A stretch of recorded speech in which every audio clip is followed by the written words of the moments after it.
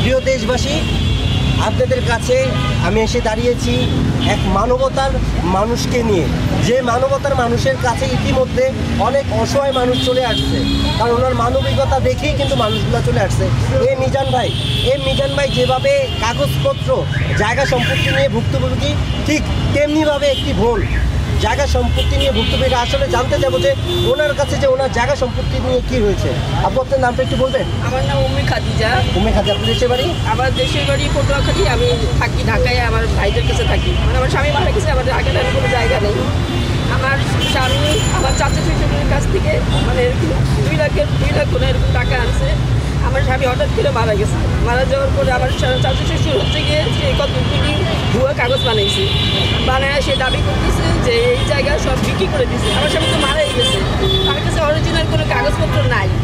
সে আবার এরকম মুখে তার ছিল এরকম ধমকি দিছে, ই করছে। পরে আমি বরিশালে আমাদের একটা জায়গার মধ্যে সে বালু ফেলাইছে, সেটার পরে আমি এখানে গেছি।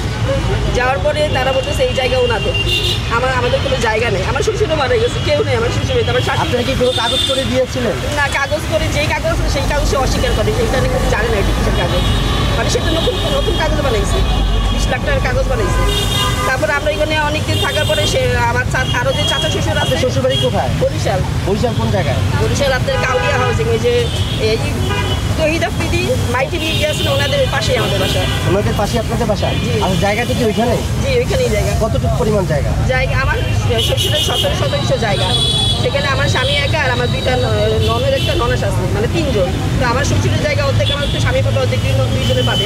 কিন্তু আমার স্বামী মারা গেছে, শ্বশুর মারা গেছে, সেই সুযোগ নিয়ে আমার চাচা শ্বশুর বলতেছে আমাদের কোনো জায়গাই নেই। মানে আপনার চাচা শ্বশুর বলতেছে আপনাদের কোনো জায়গাই নেই? সেই জায়গা দখল করে দিচ্ছে। ওনার নামটা কি? ওনার নাম হচ্ছে কি মকবুল গাজী। মকবুল গাজী। উনি কি বেঁচে আছেন? জি, উনি বেঁচে আছেন। তাহলে আপনি কি ওনার কাছে কোনো থানায় কোনো অভিযোগ করেছিলেন? থানায় গেছিলাম, কিন্তু আমার আরেক চাচা, মেজো চাচা শ্বশুর ওনার জায়গা নিয়ে ওনার সমস্যা, উনি জায়গা দিতে চায় না। এই জন্য ওনারা অনেক কিছু করছে। এখন আপনার কাছে ওই জায়গার কাগজপত্র আছে? জায়গা তো আমার মানে প্রত্যেক সম্পত্তি না, ওই আমার স্বামীর তো জায়গার কাগজপত্র কিছু তো রেডি হয় না। উনি তো হ্যাঁ, এগুলো এখনো আপনার ভাগ করে দেওয়া হয়নি?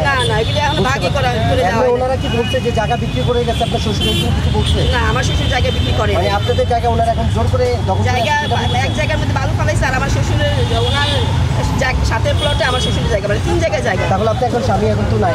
আমার শ্বশুর মারা গেছে ভাই, আমি জায়গা নিয়ে এবার স্টক করে মারা গেছে, এই জায়গা করি। আমি দেশবাসী সকলের দৃষ্টি আকর্ষণ করতেছি, যারা প্রবাসী ভাই আছেন, যারা সকল রাজনীতিবিদদের দৃষ্টি আকর্ষণ করতেছি। দেখেন এই দেখেন এই যে আম্মু কত মাসুম চেহারা, ওরা কিন্তু এখন পিতাহারা, ওরা আসলে পিতাহারা সন্তান। ওদের পাশে দাঁড়ান, ওদের প্রত্যেক সম্পত্তি, ওদের বাবার ভিটামাটি সম্পত্তি পাওয়ার জন্য বরিশালের সকল রাজনীতিবিদ এবং বাংলাদেশের সর্বোচ্চ উদ্যানের যে প্রশাসন এবং বরিশালের যে জেলা প্রশাসক মহোদয় আছেন, পুলিশ সুপার মহোদয় আছেন, তাদের দৃষ্টি আকর্ষণ করছি অন্তত এই তাদের সমস্যাটুকু একটু অন্তত সুরাও করে দেন। এরকম হাজার নিরীহ মানুষ আছে যাদের জায়গা সম্পত্তি নিয়ে এখনও অনেক ঝামেলা। এই বাংলাদেশে ভূমিদস্যুর অভাব নেই। আজ মিজান ভাই ভাইরাল হয়েছে বিধানে কিন্তু আমরা মিজান ভাইয়ের জায়গা সম্পত্তির বিষয়ে জানতে পেরেছি আরেক ভুক্তভোগী, এরকম অনেক ভুক্তভোগী এই দেশের আনাচে কানাচে ঘুরতেছে। তাই আপনাদের সকলকে বলি, দেখেন এই যে মাসুম পিতাহারা, মানে বাবা আর একটা মাসুম শিশু, এই দেখেন ওদের দিকে তাকে অন্তত হলে ওদের জায়গাটুকু সমস্যা সমাধান করে দেন। ওনারা আমাকে যেটা বলেছেন, ওনারা যাবেন বরিশাল জেলা প্রশাসক কার্যালয়ের সামনে, ওনারা মানববন্ধন করবেন এবং মানববন্ধন করে ওনারা একটা লিখিত অভিযোগ দিবেন জেলা প্রশাসক বরাবর এবং পুলিশ সুপার মহোদয় বরাবর একটি মানববন্ধন করে একটি লিখিত অভিযোগ জমা দিবেন। অন্তত সবাই ওনাদেরকে সহযোগিতা করবেন। প্রবাসী ভাইদেরকে বলি, আপনারা হচ্ছেন বর্তমানে বাংলাদেশের আইডল, আপনারা পারেন না এমন কোনো কিছু নাই। আপনাদের শেয়ারের মাধ্যমে যেরকম ভাইরাল হয়েছে মিজান ভাই, আপনাদের সহযোগিতা নিয়ে কিন্তু উনিও ওনার সমস্যার সমাধান হতে পারে। দেখেন আমারও বোন আছে, আপনারও বোন আছে, এই বোনটির পাশে দাঁড়ান, আপু আপনারা কিছু বলার আছে একটু বলেন তো। আমার স্বামী এই বাচ্চা 6 মাস, স্বামী এই জায়গায় করে মারা গেছে। আমার স্বামী কিছু টাকা আসছিল, সে মনে করছে যে তোর কাছে আমি যাবো, কোনো জায়গা পাস না, সেগুলো আমার কাছে বলে নাই, সেই কষ্ট একাকে ভিতরে রাখছে। হঠাৎ করে স্ট্রোক করে মারা গেছে। আমি সেখানে কাছে গেছিলাম, সেখানে যে অভিযোগ জানাইছি, জানানোর পরে আমার চাচা শ্বশুরকে ডাকাইছে। ওখানে ওনাদের সামনে উনি কোনো কথা বলতে পারে নাই, কোনো পুরুষ ডাকাইতে পারে নাই, কিন্তু উনি ওনাদের এলাকায় এসে উনি হচ্ছে উনি বড় বড় কথা বলে, ওনার ছেলে, ওনারা বোন সব আমার চাচা চাচি শাশুড়ি আমার আপন খালা শাশুড়ি আমার, সেও কোনো দয়া নাই, তাদের কোনো দয়া হয় না এই বাচ্চাদের জন্য, আমাদের জন্য তাদের কোনো দয়া নাই, তারা শুধু জায়গায় যায়। এখন বলে তাদেরকে আমি জায়গা দেখে দিব, আমাদের বলে আমি করে উঠবো, যত টাকা 60,000 টাকা খরচা হবে সব কিছু উনি দিবে। আমি কোটার উপর ওদের জায়গা আমার জন্য আমাকে উনি কি সিস্টেমে বুঝতে আমি বুঝি না, আমার নাকি নাকি পাওয়া না, তারপরে আমি ওনাদের জায়গা লিখে দিব। ঠিক করে দিবেন। হ্যাঁ সেটা বলে আমাদের। আপনি এখন দেশবাসীর উদ্দেশ্যে এবং প্রবাসী ভাইদের উদ্দেশ্যে এবং প্রশাসনিক সকল রাজনীতিবিদদের উদ্দেশ্যে কি বলতে চান বলেন? আমি আপনাদের সবার সহযোগিতা চাই। আমার এই 2 বাচ্চা নিয়ে আমি অনেক কষ্টে আছি। আমার ভাই আমাদেরকে দেখে সব কিছু করে, কিন্তু তারা আর কতদিন দেখবে? এই বাচ্চা বড় হবে, খরচা বাড়বে, এগুলি কে দিবে? কেউ দিতে চায় না। আমি চাই আমার বাচ্চার বাবার সম্পত্তিতে ওরা মানুষ হোক, কারো সাহায্য আমরা চাই না, কারো মুখ কালা আমরা দেখতে চাই না, মানুষের মুখ কালা দেখতে চাই না। আমরা অনেক কষ্ট লাগে মানুষের মুখ কালা দেখে খাই। আপু, আপনাকে মানুষ হয়তো অনেকে সহযোগিতা করার জন্য আপনাকে ফোন দিতে পারে, দয়া করে আপনার নাম্বারটি একটু বলে দিবেন।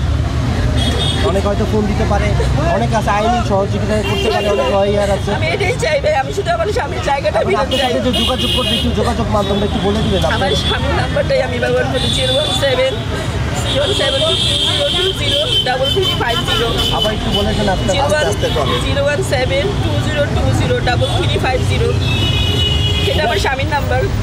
আমি সকলকে বলি, আসলে কি বলবো, এই সন্তানগুলোর দিকে তাকালে মায়া লাগে। দেখেন এখন মাসুম চেহারা, আমার আসলে বলার ভাষা হারিয়ে ফেলছে। আমি আমার মধ্যে নাই বলা যায়, এরকম মাসুম বাচ্চারা আসলে ওরা এখন পিতাহারা সন্তান, ওদের পাশে আপনারা দাঁড়ান দয়া করে। বিধান ভাই, এই বিষয়ে আপনি কি বলতে চান? আসলে যে আপনি কিছু বলার নেই, আসলে আমি আপনার কাছে বলতে এসে চাই যে আমার মতো ভাইরাস যারা না হইব এগোটা কি উদ্ধার হইব না? কিছু কিছু প্রভাবশালী লিগে কি যারা নিরীহ লোক ওনারা কি এই জিনিসটা পাবে না? ওনা আমার ভাইরাস না কি বানাইছেন, ওরা আমার ভাইরাস অনেক আমার এটা তুলে ধরছে। যারা ভাইরাস হয় না হেরা কি এরকমভাবেই থাকবে আমার মতো? আমরা যেরকম 20-30 বছর ছিলাম, আমার ধরো এরকম ছিল, আমাকে কিন্তু এরকম রাখিয়া মারা গেছে আমার বাপ। এই সময় আমার মাঝখানে রাষ্ট্রীয়রা জমি নিছে প্রভাবশালীরা।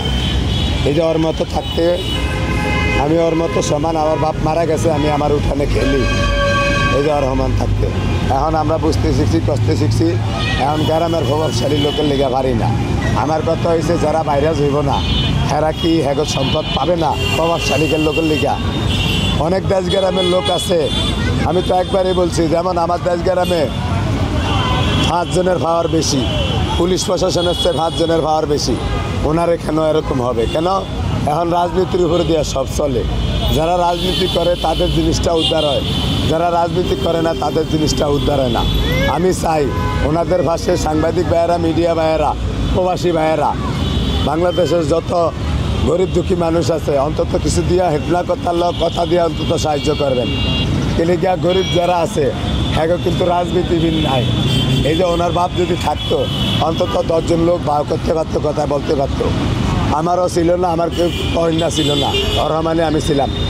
না আমি ভাইরাস না কি বললো হয়েছি, এদিকে আমার লোক আছে, ওই ভাইরাস হইব না দেখে কি ওটা উশিল হইব না?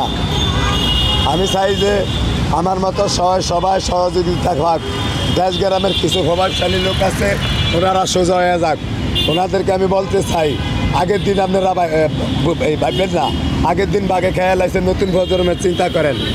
দেশ গ্রামের যত দেশ গ্রামের প্রভাবশালী লোক আছেন সবাই আমার কথাটা একটু শুনলেন।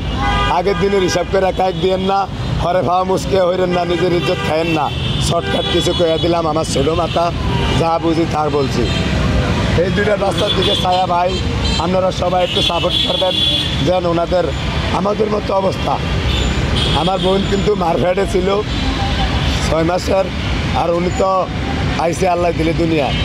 তার মানে আমার মা আরও বেশি কষ্ট করছে, কষ্টের অনুদান হতে পাইছে। আমি চাই যারা ভাইরাস হয়েছে হেরা আইব এমন কোনো কথা না, যারা ভাইরাস না হয় হেরাও আইব। আইন সবার জন্য সমান। কিছু কিছু প্রভাবশালীর কারণে দেশ গ্রামের মানুষের অনেক কষ্ট হয়। কেন কষ্ট হয়? ওই যে 5 জনের যে গিয়া পুলিশ গিয়া কাম করতে হয়, এই হচ্ছে সমস্যা। পুলিশের কাম করবো, 5 জনের জিগাইতে হবে কেন? আমি বলতে চাই এটা, পুলিশে যদি একজনের আসামি হয় 5 জনের একজনের জিগাইতে হইব কেন? তার মানে আপনি করেন সরকারি চাকরি, আপনি 5 জনের কথা কেন চলেন? আমি এটার কোনো রক্ত গিয়া ভাই না ভাই, আমার ছোটো মাথা আমি যদি হারিয়ে দূর করি এটা আপনারা বুঝিয়ে পেলেন। প্রিয় দেশবাসী এবং প্রবাসী ভাইদের দৃষ্টি আকর্ষণ করছি, সেই সাথে বাংলাদেশের সর্বোচ্চ রাজনীতিবিদ এবং সর্বোচ্চ গুণীমান যে ব্যক্তিগণ আছেন বাংলাদেশে ইতিমধ্যে, তাদের দৃষ্টি আকর্ষণ করছি। এই বোনটি তার বিধবা, এই বোনটি হচ্ছে একজন বিধবা নারী। তার স্বামী মারা গেছে, সে এখন তার স্বামীর ভিটামাটি জমি ছাড়া, তার স্বামীর সম্পত্তি নাকি তার চাচা শ্বশুররা দখল করে খাচ্ছে।